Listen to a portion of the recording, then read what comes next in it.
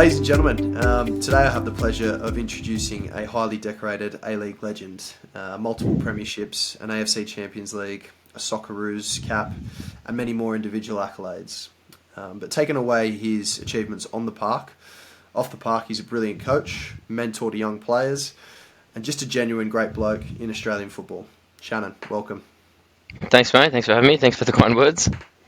So let's talk a little bit about your early days. Are there any experiences that you can recall that really shaped your future and what sort of led you to the path that you've gone down today? Yeah, I mean, for me as a kid, sport was a big part of day-to-day life. One of four kids, all of us were fairly sporty. As a kid, I played football, rugby league, cricket. I was obsessed with all those three sports. I thought as a 7, 8, 9-year-old that I'd grow up and play professionally in each of those sports. I remember at the age of, I think I was 9, and I got really into World Cups and the history of World Cups and the Brazilian national team especially. And I remember reading that Pelé had been the youngest ever World Cup winner, and I was old enough to do the math and figure out that I could never be the youngest World Cup winner. And I remember being devastated, like really, really upset. And I didn't realise at that time how hard it would be to become a professional, to play for Australia, to go to a World Cup and to win a World Cup for Australia. So, I wasn't thinking, I guess, too logically at the time, but a big, big dreamer from the beginning. My brother, who's 4 years younger than me, sort of when he got big enough to take an interest in sport and join in, it was all day, every day, outside, whatever sport was in season. If the Aussie Open was on, then we'd grab the tennis rackets out, and my sisters and my brother and I. If it was World Series cricket, then we were out there throwing the cricket ball around. If it was the World Cup, it was football. If it was rugby league, which it often was, then we had the footy out and we were doing crossfield bombs, pretending to be with the Tigers, which was our team, or Brisbane, who were the gun side at the time, and I was Alfie Langer kicking it out to Michael Hancock or some of these guys. So, just sport was just a really huge part of my life. My parents always had it on the TV. It was always a topic that they'd bring up in conversation about, did you see what this guy did? Did you see what this girl did? So, it was just something that we all bonded over and that we all had an interest in. When did you pivot and really go, right, football is where I'm going to go, and that's going to be the path that I'm going to take? Because I was the same, playing multiple sports out in the street as a kid, footy, cricket, soccer, going down the beach. But, for me it was about the age of 13, 14. It's like, okay, right, football's going to be the one.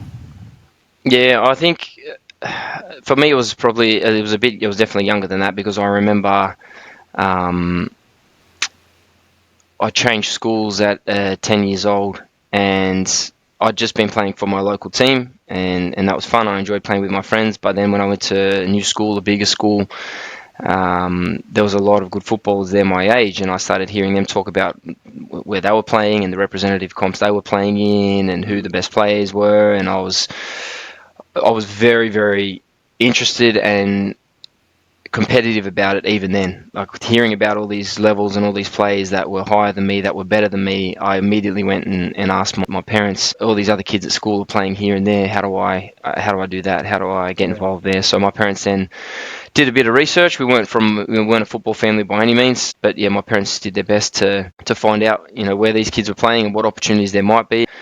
By the age of 12, I sort of, put myself in front of as many coaches as I could, and was given an opportunity to play probably for the first time at the age of 12 in under 13s at a really decent competitive level. Yeah, nice. Now, early days before going pro, a lot of people may not know this, but you had a mate that went off to the US, didn't you? Yes. At Parramatta Melita, I played with a guy named Liam Curran. He was a goalkeeper. A very good goalkeeper. He trialled at Man United when he was, I think, 15, 16. Along with, there was a couple other guys. Chris Camilleri went, who was another in my sort of age group, top player. And these guys trialled at Man United when we were younger. But anyway, Liam's path, he decided after school to go the college route and to go to the US. He's actually coaching at Atlanta United in the MLS, so he's the goalkeeper coach there. He's been there for several years now, worked under some top managers, so he's done very, very well for himself. And his career path went direct from college into that. So he was at a junior college. I'm sure your listeners in particular will get an understanding of what that's all about. But he was in a junior college after 2 years. Did really well. We did really well. I ended up joining him there. he went to a Division One school, spent a couple of years there. Then he stayed on, did his master's degree while he was like a coach. It's quite common, that some players will stay on, and what do they call it?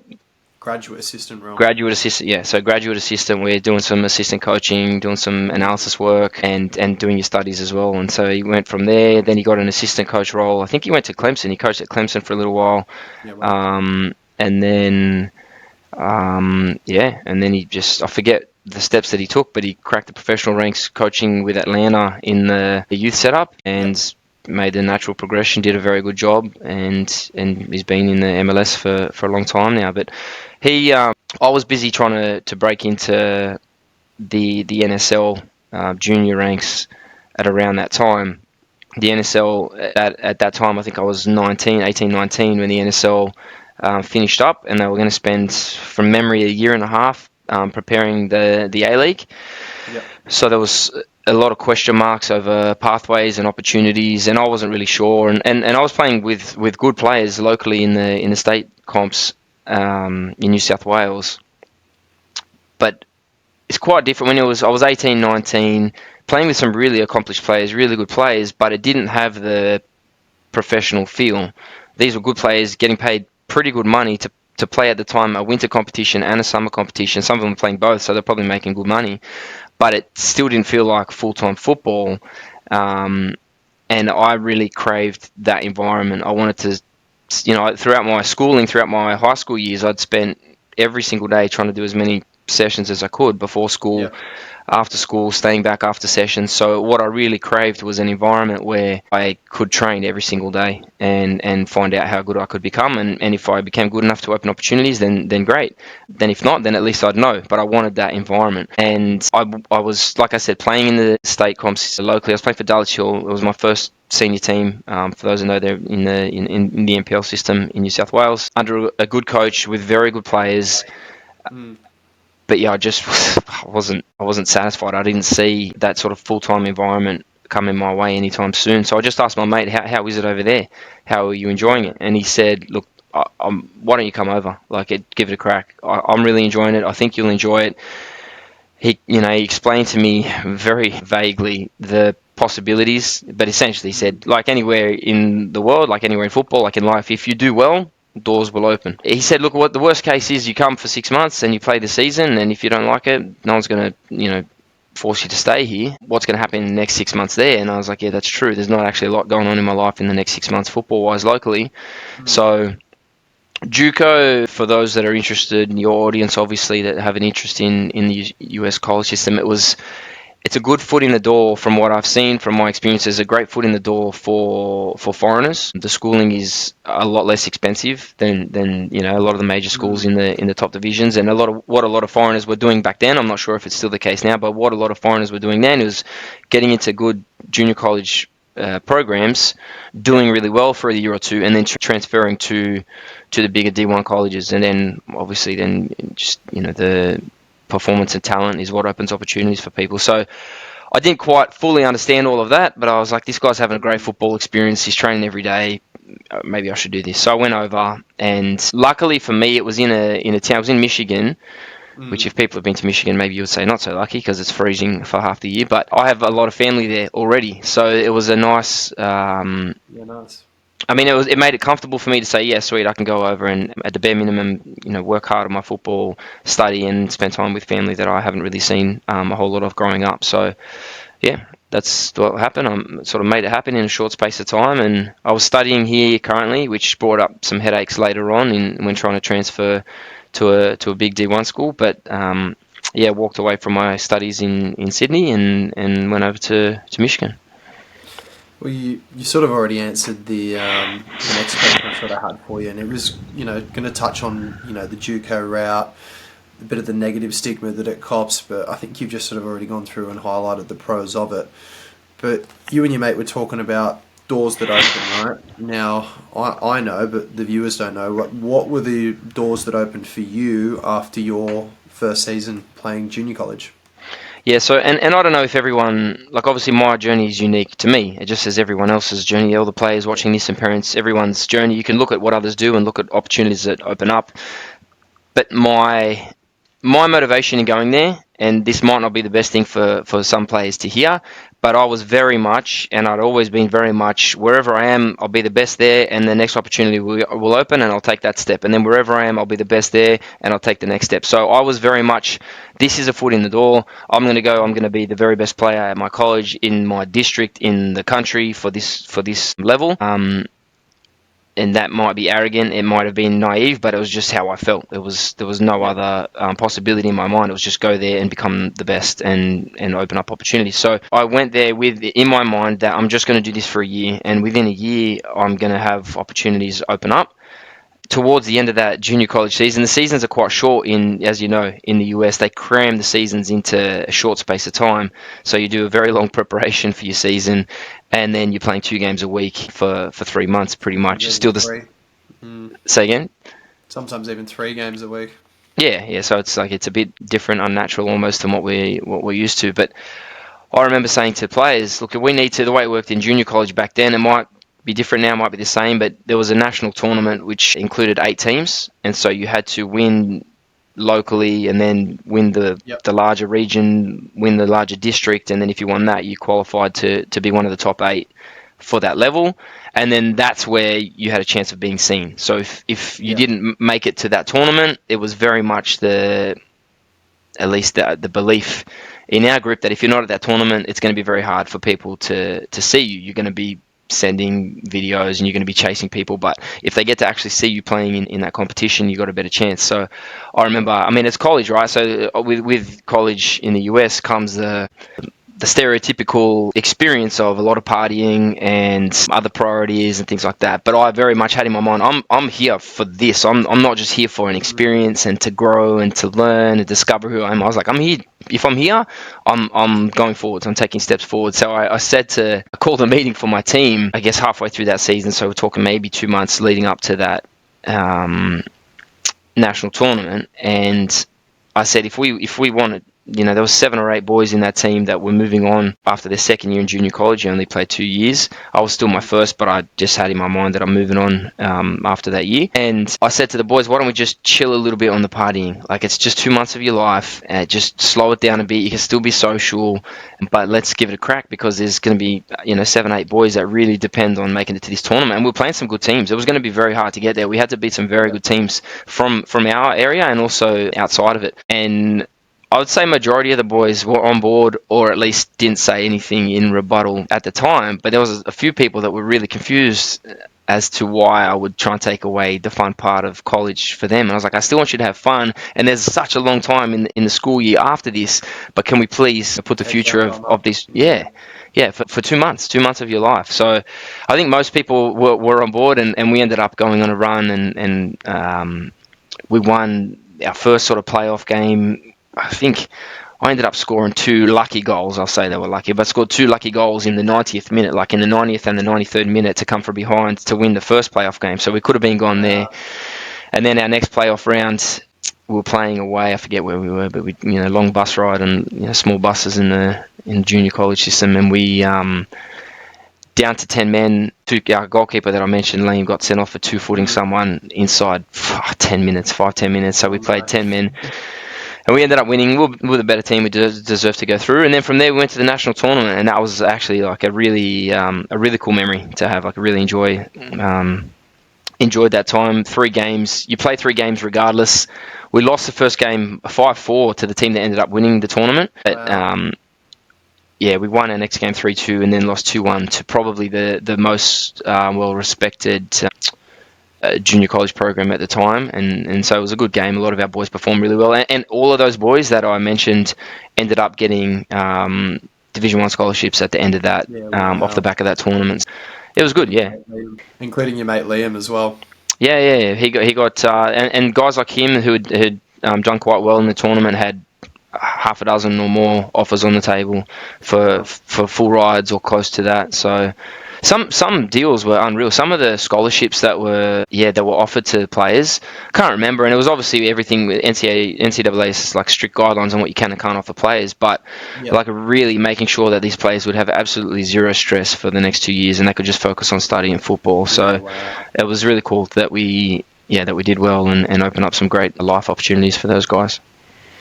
And it was Clemson were interested in you, weren't they, after the back of a great tournament? Yeah, so for me, I was like, okay, we had a great tournament. We're here. I played well. We played well. Where is all the interest? Where is all the coaches? What do we do next?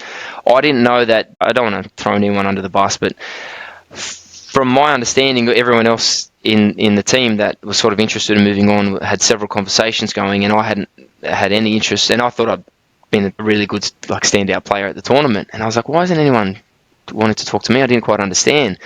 And then one of the boys who was talking to Clemson, they were interested in getting him there. He ended up going to St.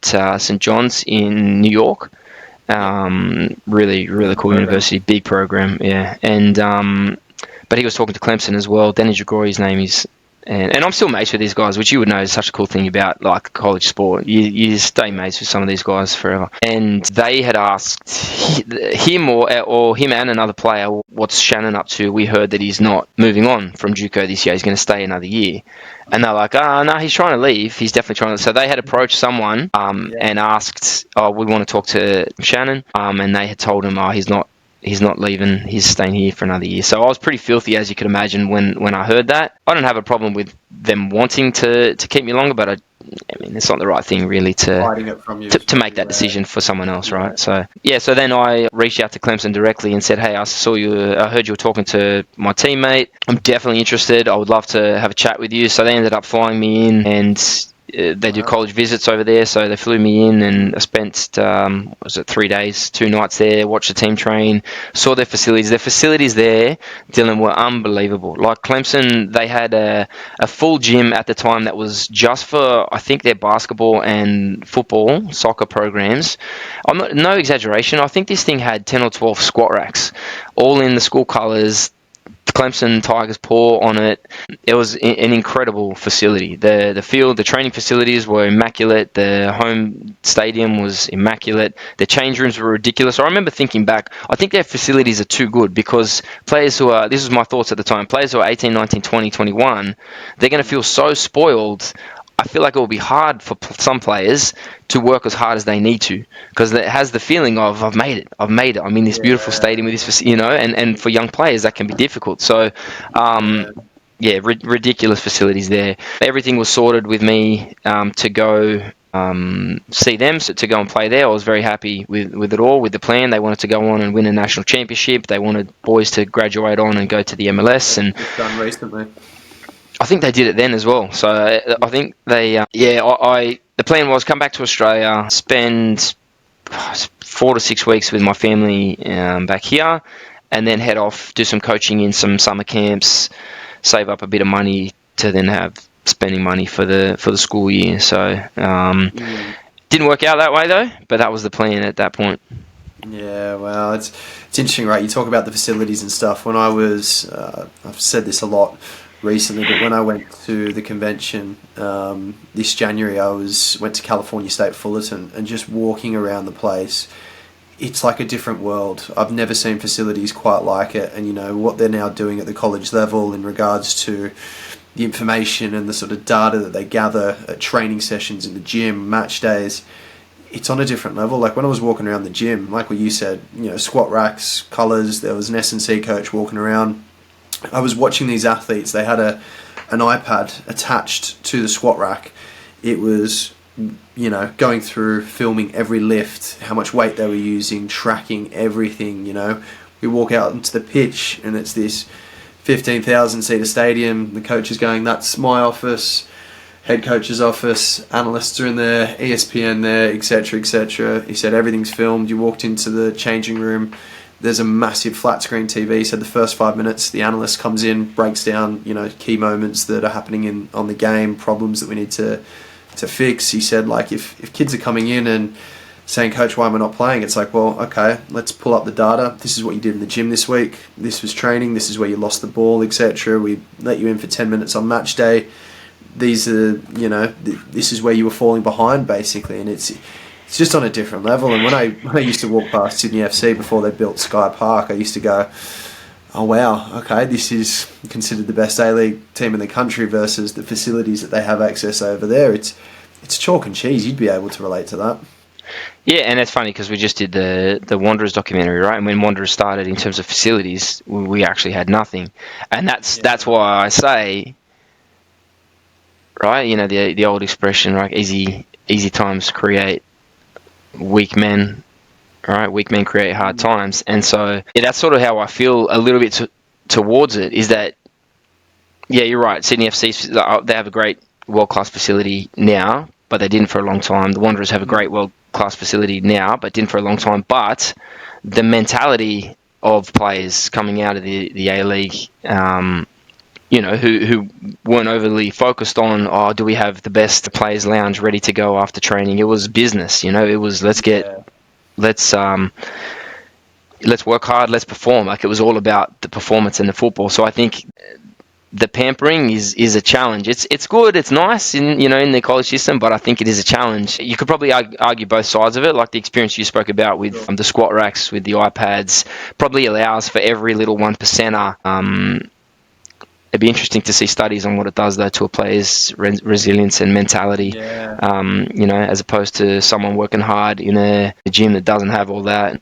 You know, did you ever see videos of Paul Pogba doing his work out on the street? No, I don't think I have. Just makeshift training materials, you know what I mean? Like stacking up tires, like just him a ball on the concrete and whatever he could piece together to make it look like a goal, make it look like hurdles, cones. I think there's a lot of value in that as well. So it's, anyone that ends up at a really nice college in the US with all the facilities and all the bells and whistles, I would definitely encourage them to enjoy that, but don't let it distract you from what you're there to do. Yeah, for sure.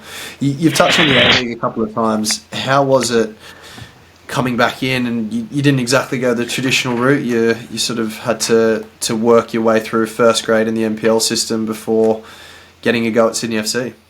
Yeah, I mean, I guess, and for your sake, right, and for those curious about SCA and what you guys do, and why I love working with you guys and sharing my experience, I guess, in the college system, is that I didn't go to Clemson because the NCAA system was incredibly difficult to navigate. I had studied in Australia, studied performing arts, which some people may or may not know, some people may or may not care, but I studied performing arts, so acting, in Sydney before I went to the US, and NCAA rules state that if you attend university and compete, I should not be quoting NCAA guidelines, but you probably could, right? You're not. If you've attended university and played sport, then you lose a year of eligibility. Correct. If you represented that university, and I think your situation was unbelievable. So I went to University of Western Sydney, and uni games, for anyone that know what uni games is, it's like people go and they party for 5 days, and you play a few games in the daytime. People are dehydrated, no sleep because they've been having fun partying, and then you're running around kicking a ball, and even that I took seriously. Like, I still tried to win that, but that was it. It was 5 days. It was 5 days partying away, but technically you're playing for University of Western Sydney. I never thought about it. I was going to Clemson. They were going through all my eligibility. I'm back home at the time visiting my family, and I get a call from the coach saying there's been a bit of an issue. You might have to redshirt a year, which is sit out for a year. And I was already 20 years old. So and again, in my mind, it's not like I'm going for this like amazing college experience. It's like, this is a stepping stone for me to where I want to go.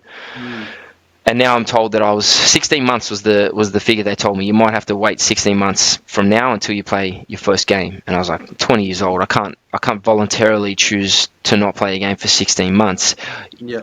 I still could have, because Clemson were unreal. They said, we'll still cover everything. You'll have all the help in terms of your classes, your tutoring. You'll still get to train full time. You can play in all friendly games, but you can't compete. But we don't know that for sure. It's a maybe. I said, sure. When are you going to know for sure? Because that's going to make a big that'll play a big part in my decision. What happens?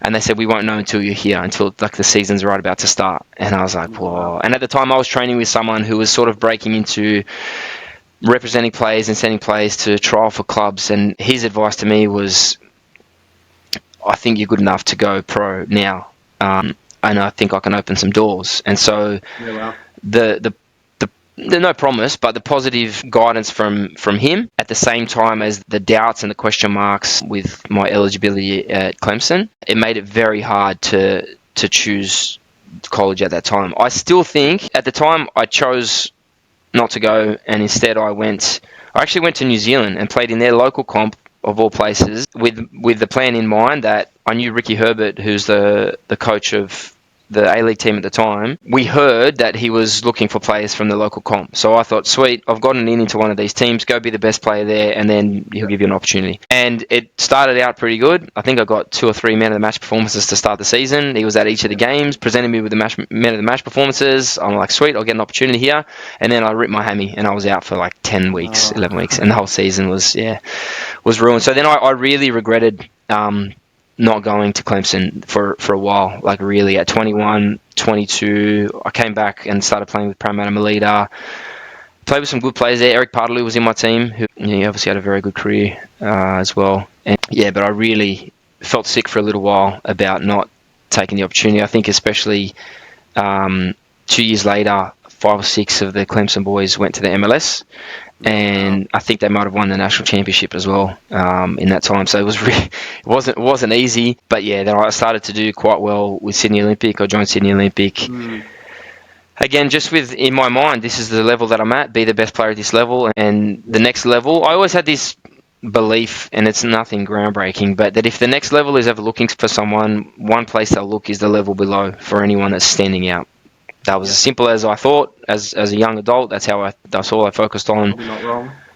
All right. It was, if anyone in the A-League's looking for players, they're going to at times look for the best players in the NPL. So that was my focus, just do that. So I was working. I worked a variety of jobs that could fit around me training as much as I could. You would save up money and then go trial. I spent some time with me and Eric Partaloo. Actually, we went to Doncaster Rovers and we trained there for 3.5 weeks. We were both doing quite well. From all reports at the time, they were trying to figure out a way to figure out a work visa for me. So that was really promising. I was like, sweet, this is great opportunity. And then, you can always make excuses, right? But Dave Penny, the coach, got sacked while we were there, and they said we're not signing anyone until we know where the club's headed. So Eric and I both moved on. He went to Scotland.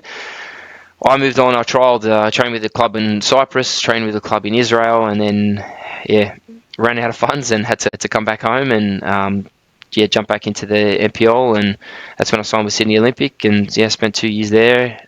Tried with Sydney FC. Branko Kalina was the coach. He said, look, you've done well, but we've only got a spot for one player. We're signing this Brazilian guy, so they signed someone else. So I just went back and same thing.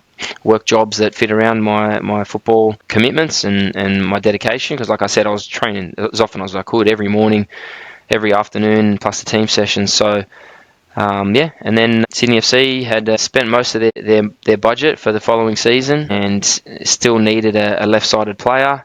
I was fairly versatile, could play as a wing or a fullback on either side, and was just having a very good season. I went through this run of form in the NPL where I scored, I don't even know, in cup competitions and the league, something like half a dozen or more free kicks in a couple months, and hit the crossbar a few times and hit the post a couple times. So just that alone was enough to get a little bit of attention, and Jim Fraser, who's a well-known goalkeeper, a former goalkeeper and goalkeeper coach, who's had a huge impact on the Australian game. Supposedly he was the one that gave John Cosmina a tap on the shoulder and said, hey, let's have a look at this kid. I think we need to have a look at this guy. So, and that was purely because of set pieces. I didn't go on to score 100 set pieces at the top level, but scoring a lot of them at NPL level actually got me some attention. I was ready to go in train, was playing at Belmore, playing well as a left winger, and went on this mazy through a few players, got into the box, and I just got crunched. Good tackle, you got all the ball, but my ankle, something just snapped in my ankle, and I was ready to go train with Sydney that week. I think the next week, tried to keep playing, and then it ended up being an injury to syndesmosis, which is it's like a thick ligament between your shin bones, right at the bottom, just above the ankle, and it hurt a lot. Sometimes you need an operation to fix it with a bolt. Fortunately, I didn't need that, but it was going to be 10 to 12 weeks, and I thought, okay, there's the opportunity done. So we let the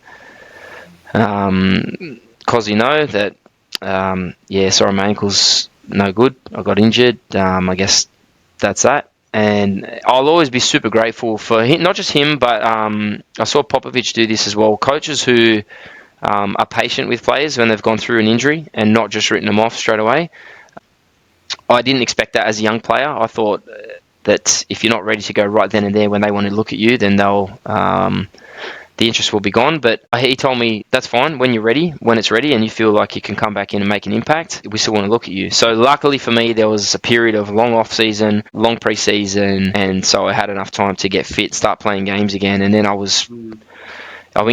did a full 7 weeks with Sydney FC while also training with Sydney Olympics. So I was doing, I don't even know, 8 sessions, something like that, 8 sessions with the teams. And then playing with Sydney Olympic on the weekend. My body was pretty sore, I'll be honest. And then it got to the week before the season started with Sydney FC. I was just turning 24 that week, and got a message from the agent at the time that had organised the trial, and he said they want to sign you. True story. I had long hair back then, and I was advised, look, I think he wants to sign you, but you're going to have to lose the locks. And I was like, why? Like, I love watching La Liga. I was like, all these guys have long hair. All of my favourite players have long hair. It's just something I did. You know how like you perceive sometimes as a prima donna if you do something too different. I like say, I don't like when my players wear jewelry when they train. So that's probably the same thing. Like I prefer, and it's maybe the generation I come from. My players wanting to stand out for their football, and not so much everything else. So don't be remembered so much for your boots or your wristbands or your necklaces or your diamond earrings, but make your football be the thing that people remember you for. I'm not saying that's right or wrong. It's just sort of what I grew up in, and a perspective I take sometimes. I never give a hard time to players, but I always give them a little tap on the shoulder if they step onto the field with some bling. I don't see the need for it when you're training. I have no problem with people expressing themselves and being who they are, but I just like the idea, the concept that we're all stepping onto the field equal, and you're going to stand out with your football. And so that was it. Yeah, signed, and I had a few injuries at the time, and so was thrown straight into the starting lineup, and ended up playing, I think, almost every game in my first season. Started scoring straight away, I remember that. Yeah, first game, hit the inside of the post for the free kick. It would have been good to, on debut, score the winner against the Victory, but scored a good free kick in my second game to beat Central Coast. So, yeah, it was one of those things that was... It happened very quickly, but I'd worked so hard for it, and in my mind, I'd already lived like a professional for such a long time. It was just more games. It was just a better surrounding, playing in front of a crowd. Fair play, and we'll touch on U-Strive in a little bit, but I think just your story, your experience, and the setbacks that you've had, definitely shaped you in those early years, and doing it the hard way. Going to America. Having the opportunity at Clemson, that fell through, getting injured in NZ, having the setback at Olympic, and then finally still making it, it says a lot about your mindset. Yeah, and I think as well, like any footballer that you talk to that has a professional career, even if they followed what you might expect to be the planned pathway, let's say they grew up in a professional academy and then were given an opportunity in the first team and they did well and they took it, I still think that's a really difficult route. Like I've worked with young players who have been in A-League academies throughout their teenage years, and a lot of these kids feel like this immense pressure that it's make or break like every season. And if they're not retained at the end of that season and they fall out of that club and out of the A-League setup, there's a really huge fear that'll be it. They'll never get that chance again. So I appreciate very much the journey that I had, that I was never even close to being in any academy. There wasn't even academies like that, so it wasn't even a possibility. AIS was the only thing that we really had. Now, I mean, there was NSWIS, but like the AIS was, the pinnacle at the time, whereas they were finding the best players in the country and treating them like pros to then send them off to Europe. So, everything outside that, I was fortunate that I was always chasing it. It was never like I felt like I had it and then it was taken away. I think that's harder. I don't know. It depends on the individual, but I think, kids that have their opportunity, like this Valpardo, right? That got let go from one of the A-League clubs, or maybe both, 2 A-League clubs, but Sydney as well. And so that's got to be a really difficult challenge to overcome. I think at the same time, rejection is good for us. You can't really succeed without it if you don't go through rejection or those big failures. You never really find out how hungry you are. So yeah, but like I said before, everyone's pathway is unique to them. Okay, cool. Moving on a little bit. 2009, an unbelievably unique opportunity for yourself. Give us a bit of perspective, like getting the call up to the Socceroos. Pim Verbeek was in charge at the time. What was that like? Because that would have been pretty special. Yeah, but it wasn't. You think it would have been special? It was the Socceroos dream. Like drove me like as a kid. That was. We didn't have a lot of football to watch. I used to go watch some NSL games sometimes, but you didn't have great coverage of leagues in Europe or anything like that. But whenever the Socceroos were involved in qualifiers, it was a big deal. So that's what I had to feed off in terms of that passion and that big dream for the future. So to play for the Socceroos was the biggest dream for me growing up. I had only been playing at Sydney FC for 3 months, I think, when I was named in the first Socceroos squad. Someone from the club called me, Dave Mason, he's at Football Australia now. He called me to say, just so you know, you're going to be named in the Socceroos squad. Someone's going to call you. It's not a joke. It's someone's going to call you. And it was Pim that called me, and I was very nervous to talk to him. And he called me and he said, "It's Shannon, it's Pim Verbeek." He'd named like a squad of more than he needed, right? So before the camp, he said, I named you in this squad. I'm not going to use you in this camp, but I wanted to name you publicly to let everyone know that I'm watching you and that you've been very impressive in the first 3 months since starting in the A-League. And yeah, I hope to see more of that, and I hope to bring you in and get a look at you. Nice. And so this is, like you said, it was 2009 at the time. So right then and there, it should have been, this is exciting, let's keep going, let's keep pushing. But I had a bad habit that I carried on from when I was playing in the NPL, which was to read stories about football and about myself and about my teams. So being someone that had stepped up from the NPL and now all of a sudden 3 months into an A-League career and you get named in the Socceroos squad, that's all great if you can just focus on what you're doing, which is just training and playing.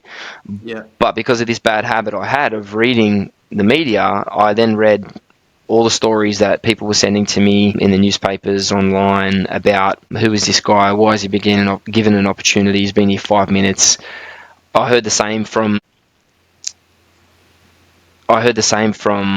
players as well, and so all of a sudden, like my dream that had always driven me, that I was chasing, was now causing me like a great deal of stress and anxiety, for lack of a better word. So I remember having this feeling like, I don't even know if I want to play, if this is how I'm going to feel every time I get an opportunity. And so I was at my parents' place. I still remember when I felt this way. And I was like, it shouldn't feel like this. I should be so excited. I should be out there training to make the most of this opportunity and keep going. But I didn't want to think about football. I didn't want to focus on football at all. I laid down. I had a nap. I fell asleep. And when I woke up, I was like, that's it. No more. I'm not going to read anything else. It's just going to be about my football and what I'm actually experiencing face-to-face with people. And so that's how it became. And so I was very grateful for that experience, because after that, I never read or watched anything about my team if I could have avoided it, or about myself. And I was much happier this way. And that's why I still love the game, I think, because I didn't distract myself with a lot of the negativity that can come with the game. So, I was named in a handful of Socceroos squads. I went into a few camps, got to play one game, and I worked so hard for that cap. It was a World Cup year. 2010 was coming up. And obviously anyone that was involved, and that was, especially if you get some playing time, there's always a possibility that you're going to do something and catch their attention and see, they might see somewhere they might be able to use you. But I was playing as a right back in that squad. Players that could have played right back in that squad: Luke Wiltshire, Brett Emerton, Mark Milligan. So this is very, very high caliber of Australian players fighting for spots. But I thought, you know what, I'm here, I deserve to be here, give everything that I can, and so that they at least know that if they need you, then they can trust you. And it didn't happen. Those players, thankfully for them and for the country, were all fit to take part, and so they did. But a very big honour, obviously, when, like I said, it drove the dream. And for many years after that, it still drove it. I still went into games motivated by that, motivated by the idea of representing my country. It didn't happen again, but upon reflection, very proud that it ever happened at all.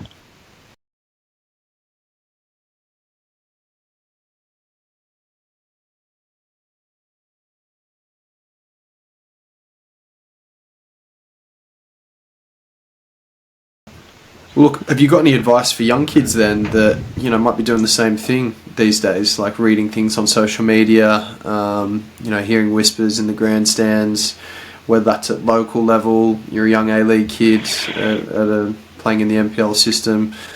Any advice on, how to sort of tackle that in your own headspace, I guess? Yeah, any kid that I speak to about that, I tell them to avoid it as much as you can, and that's so hard to do given the society that these kids are in now, where social media is everywhere.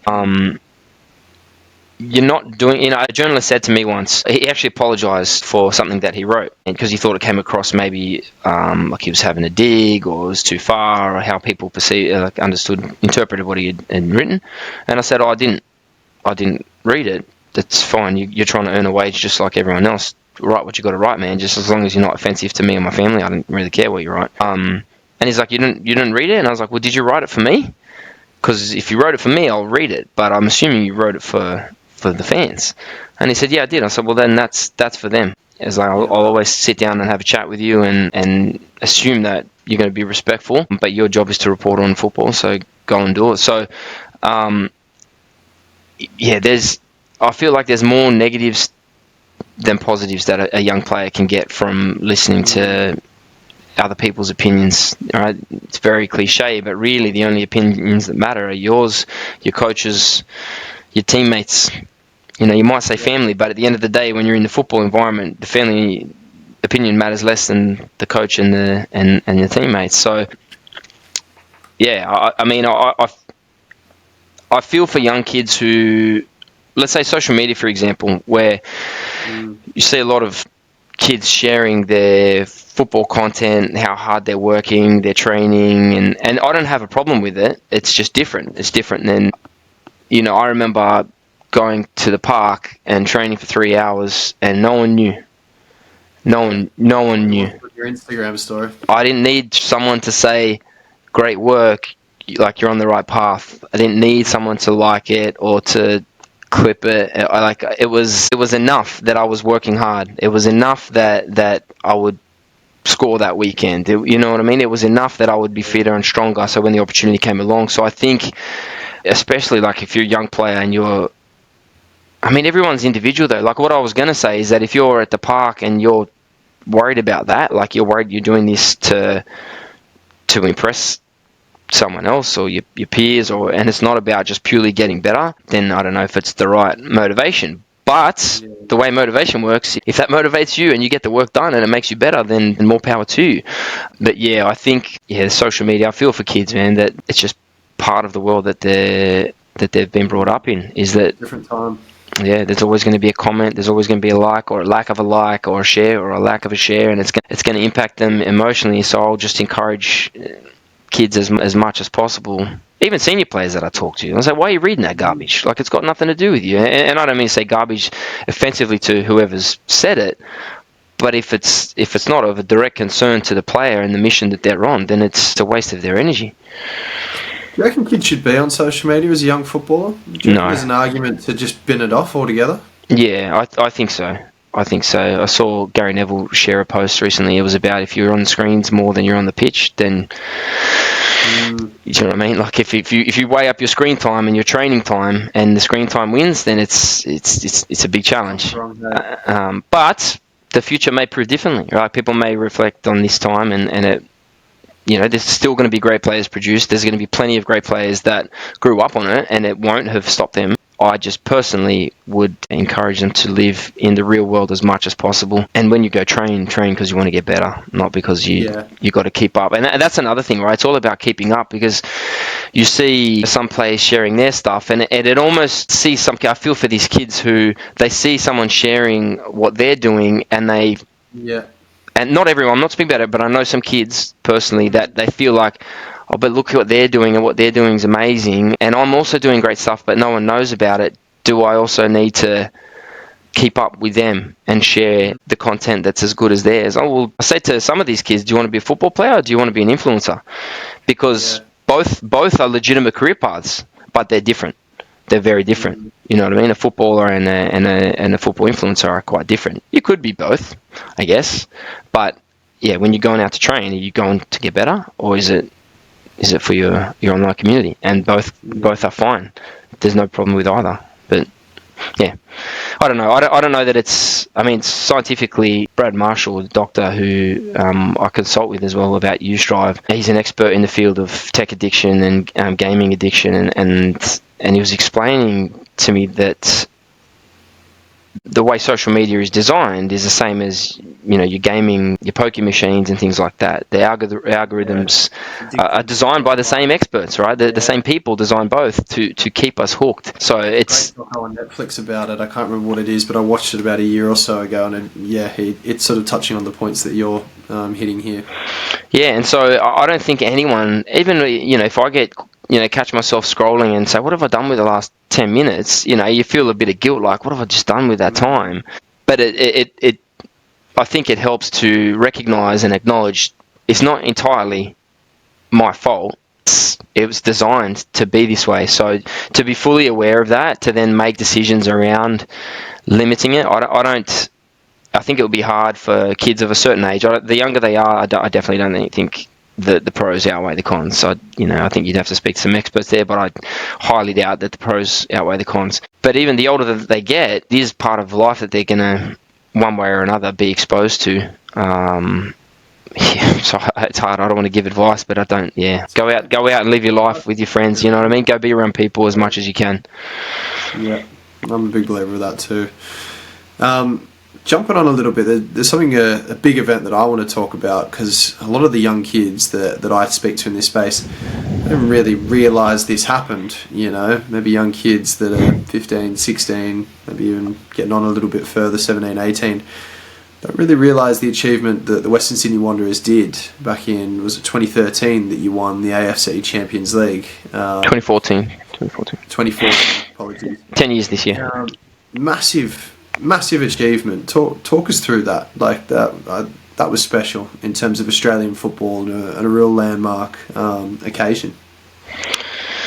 Yeah, so, I mean, for those that don't know, the Asian Champions League is the pinnacle of football on this side of the world, right? We watch the UEFA Champions League. It's the winners of that go to the Club World Cup, as do the winners of the Asian Champions League. So it's some big clubs throughout Asia, and we played against a few of the biggest. At the time, the Wanderers were a brand new club. I already mentioned earlier that the facilities that we had were non-existent at the beginning, and the staff did their best to piece by piece put together something that would resemble a football club. I think that was a good thing, and their recruitment played a big part in that success, because they recruited people that were very, very hungry to prove a point, to represent a region that was very, very hungry to to show who they were. So it was a match made in heaven in that regard.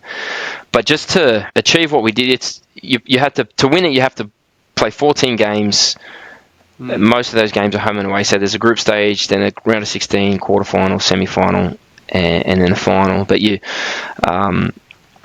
for the Australian clubs, the away trips are so long and so grueling. Whereas a club from, let's say we played clubs that were from Japan, Korea, and China. And each of those would have to play each other away also. But that trip is much, much shorter than the trip between Australia and continental Asia. So we would have to do, in the group stage alone, 3 of those trips while we're playing in season, and they would have to do 1 of those trips because their other away games were only a couple of hours away. So just that alone, our squad was smaller in size. Obviously, we're a salary cap league, so the budget not even comparable in terms of players and even coaches, what these clubs would spend on coaching. Marcelo Lippi was coaching Guangzhou, right? World Cup winner, coaching Guangzhou Evergrande, who were the champions at the time. So we played them in the quarterfinals. So, yeah, I mean, without a doubt, the biggest thing football-wise that I was ever a part of, I was fortunate enough to win the league twice with Sydney FC and with Western Sydney, won a championship with Sydney FC. But, yeah, the Asian Champions League is, I think, by far the biggest thing that I was part of as a footballer. What was because the SBS have just done a documentary on it recently. I think any young footballer should go and have a watch of it. Talk to us about the final. What was that like? So the final was home and away. At home, we played Al Hilal, who's one of the biggest clubs from Saudi Arabia. Endless resources, no limit to the budget, stacked with talent. Their players were very, very good. At home, we got up 1-0, a very difficult game. For a large part of the game, they were on top, and we had to really defend very, very resiliently the box and the goal. Ante Kovic was big on that day, as he was throughout the tournament, actually. But we took a 1-0 lead over to Saudi Arabia, and I think the crowd was about 70,000 people over there. The loudest noise I've ever heard, still with my own ears. I think the only thing that might have been louder was a tornado siren across the road at my house in when I lived in Michigan, which was actually deafening. And yeah, the only other thing that ever came close to that was the noise of the crowd in Saudi Arabia. So, I mean, those that have seen the clips and remember the game, they could argue that we were fortunate on the night. Had a lot of chances, a few penalty shouts that didn't go their way, but we did enough. We hung on, in a difficult game, in a difficult environment, after being very, very good throughout the tournament. So we absolutely deserved to be there, and did enough. A couple of big performances from players, and yeah, a very emotional story to reflect on with SBS this year. They did a really good job at telling part of the story. If you've only got 90 minutes to piece together a documentary, there's only so much you can fit in. It's one of those things that every player who was involved in it, as you speak to them over the next few decades, there'll always be bits of the story that you didn't know about or you forgot about. And I loved just watching the documentary back and seeing how it affected other people. And watching the big moments is my favourite part of watching old clips. Even if like watching old goals that I scored and things like that, watching my teammates' reactions that I'd maybe never seen before, and how much the goal meant to them in those moments, or watching the fans after certain goals or after certain performances and seeing how it affected other people. That is, by far the coolest thing for me now, 10 years on from a night like that. Yeah, special. I'm sure those are memories that'll last with you for your lifetime. I try and tell my kids about it all the time. They don't seem to care too much, but I'm sure the time will come. They watch the documentary. There's a few too many f-bombs in there for the kids, but they watched most of it. And my little man wanted to go play Legos, and so that's all good. We don't talk too much about Dad's football these days. Like I said, maybe when he's older, he'll appreciate it a little bit more when he starts playing. Lastly, and probably quite an important piece that I want to touch on, especially with the U-Strive and SCA relationship. For those that don't know, I actually just reached out to Shannon on LinkedIn during lockdown, 2021. You were currently in a hotel quarantine at the time, and I was stuck at home. But sort of what I want to highlight here, in particular to young kids that might be listening, is the power of building yourself a bit of an online presence. I know we spoke briefly before about maybe getting off social media, but this is maybe one of the positives of building yourself a bit of a brand. And it was quite literally through a message on LinkedIn, and it's such a powerful platform to connect people in similar sort of spaces. And with obviously your story, having gone over to America, etc., and I knew you'd been at FC Arizona at the time, it just felt appropriate to send you a message and get a bit more of an understanding of U-Strive in particular. So that's where I want to sort of point the direction now is let's talk about U-Strive. We've heard throughout this whole podcast your experience and the setbacks and stuff that you've had. I think you really are a leader in this space of trying to help young athletes off the park from a mental perspective. It was something that I struggled with a lot throughout my career, and it was something that I felt like we really needed to implement here at SCA to help prepare kids for the college system and give them that best possible chance. But yeah, without me rambling on too much longer, give us a bit of an idea of U-Strive, what sort of sparked that interest, and why have you gone down this path? Yeah, so it was something that I was very interested in when I was younger. I was very much someone who I would try every little trick that I heard about that might make me better. And so I was exposed to different techniques like self-talk and mental rehearsal, self-reflection and how important of a habit that is. And I was exposed to that, but it was very much through luck that I happened to be part of a conversation, and even at times a conversation between other people where I was listening in and thought, I wonder if that could work for me. And so I started to trial different techniques and methods when I was a teenager, and gradually built my own sort of mental training routine that worked for me, and started to figure out before I sort of became an adult, leading into games, what was the best series of routines for me to feel comfortable and familiar before playing. What should I be doing the night before? Once I was partway through my professional career, it was very, very clear and obvious to me that the players that got to that level, it wasn't about their physical talent. It wasn't about what they could do with the ball. It was game intelligence was definitely a big part of it. Being able to see the game and read the game, that's a big part of it, because that's a huge difference in levels. But it was really those players that were able to cope with the mental side of the game and to actually bring their best, because there's so many players, right? So many players, young players that I grew up with that were far superior to me and other players that went on to have professional careers. But those players didn't even get close to enjoying a professional career. And after speaking with some of them and hearing about their experiences, it was really clear that they never figured out how to bring their best consistently. They had all the ability, they had all the talent, but they just couldn't bring it consistently to games all the time. And so therefore, the self-doubt would kick in because they were inconsistent, and the negative self-talk would start to take over, and they'd build a really negative self-image of themselves and what they were capable of, and all the ability and the talent, it just never came to the forefront, and nothing came of them. So I heard several times, right, as a professional, even when I was younger, people say this, coaches say, he'd be a good player or she'd be a good player if they could just sort this out.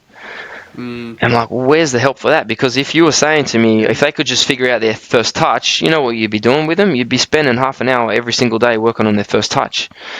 But there's no simple process for young players to follow to sort this out. What are they supposed to do? Even what is mental training? Like, a young kid wouldn't even know what that means, right? But I wanted to make it very, very simple for young players at all different levels to understand how to be self-aware, understand what works for them, what sets them off, what might interrupt their pre-match preparations, what they should do when the nerves and the doubt kick in, and all those kind of things, and make it really, really easy for them. Because coaches, you've coached, I coach, coaches don't have a lot of time to do something extra. They don't have time on their plate to add another thing. They're very, very time poor. They're dealing with session plans, session designs, watching tape, clipping video for analysis.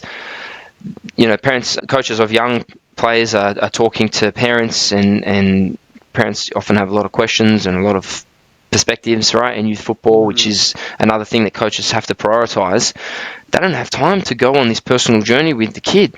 So I was like, okay, so I started initially doing workshops with players, and that was great, and players gave great feedback, but I always felt they need more, because you can't change this on one day. It's not, they're going to hear a few things. They might hear one or two things, and they might remember that for a few weeks to come, and one of the things might even stick with them for a lifetime, which is amazing. But I was like, but to give these kids the actual best chance of being their best regularly, they need something more. And so the current iteration of that is the You Strive Mindset app, where the players will walk through a step-by-step process, and they gradually uncover who they are, what drives them, what do they want out of the game, what do they enjoy about the game, what should they be doing the night before games, the morning of games, on their way to games, when they start to doubt themselves, when they feel nervous, during games when they freeze or they're having a difficult game and going through a rough patch, how to turn that around, and just giving them simple tools to work into their own day-to-day life. So the way it works, they go through a step-by-step process,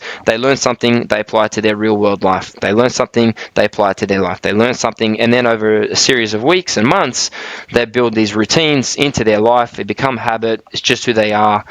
They start to evolve it to suit them as an individual. And yeah, the idea was to make it as easy as possible for them, so that coaches could focus on coaching football, and parents could enjoy watching their kid and not stress and just hoping that their kid goes out today and shows who they can be, and just knowing that the kid's got the confidence in themselves to go out, whether they win or lose, whether they play good or bad, but stepping onto the field with confidence is a big dream for a lot of players and their parents. You touched on parents a couple of times here. What advice can you give to parents to sort of help them get the best out of their child? If you're a young parent, you've got a young kid that's football mad that might be struggling with some of these issues, what's some advice that you could give to them to help them become a better footballer, purely from a mental perspective? I mean, download the Strive app for one, but I think parents need to... I don't want to say it like that. I don't want to tell any parent what they should do. But often in my experience, and I'm a parent as well, it's really scary to see your kid potentially fail in front of their peers and their mentors, their coaches. That's gut-wrenching. That's terrifying.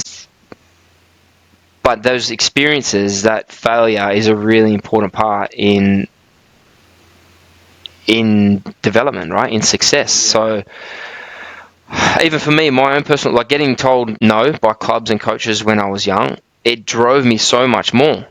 And if it doesn't drive a kid, then it's probably not for that kid anyway, which is also okay. So that experience of failure will help them figure out who they are and what's important to them. I had a parent say to me once, my daughter, she's going to go try out for this team. I don't think she's at the level. How do I stop her from feeling disappointed? And I was like, you can't. You got to go and let her try. Let her try. Let her give everything she has, support her, encourage her. If she makes it, amazing. You'll probably be very surprised. If she doesn't, let her be heartbroken, because that heartbreak, it will help shape her as a person. If you protect her from those experiences, how's she going to deal with real life, challenges and issues?